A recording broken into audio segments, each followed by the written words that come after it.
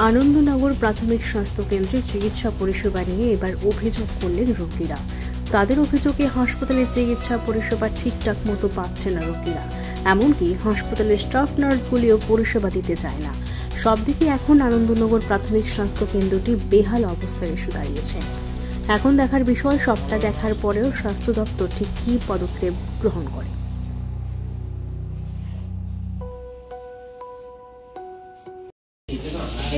ডাক্তারে ডাক্তার দেখলো, ইঞ্জেকশন লিখে দিচ্ছে। আমরা একবার গেছি আইসি, আপনারা আমার কথা বলছে তো আমাকে আনছি করে স্যালাইন লাগাইছে, 2টা স্যালাইন দিচ্ছে, ইঞ্জেকশন চেম্বারে নাড়ি দিচ্ছে। আর একটা জানাইছে ওখান মিডিয়াম থেকে দিয়ে দিচ্ছে, কিন্তু আমার তার মত খানা তাই করবে। তারপর সারাদিন বলে কাল কালার মারছে, তারপর চলে খাইছিল খায় না কেউ 2-2.5 বছর ধরে খায়। তাই বলে তারপর সারাদিন দিন করছে। আমরা বলি না আমার সাথে কথা বলতেছে, আমরা মানুষ আমরা জানি না। পরিষেবা মানে হাসপাতালের পরিষেবা কেমন, ভালো না খারাপ আগের থেকে?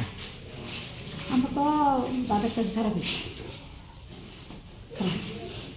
ডাক্তাররা যারা আছে ডাক্তাররা কীরকম পরিষেবা দিতেছে? আমরা তো কালকে আইসি, মানে তো আজকের দিন থাকলে আমি বুঝবো, কিন্তু খারাপ হবে ওষুধ তো আমরা কোনো মাথাটা বলতে শুধু তারপরে কি আমরা খাইনি এই যে 10টা বাজে অন্যের জন্য আমরা কি রুগীরা হাত দিয়ে দেখছে না 10টা বাজে কালকে বলছে সেলেন দিয়ে সারলো ইঞ্জেকশন কি রুগীরা কি ছুটি দিব না ওষুধ দিব এটা তো জিজ্ঞাসা না, তারা আমি দেখলাম।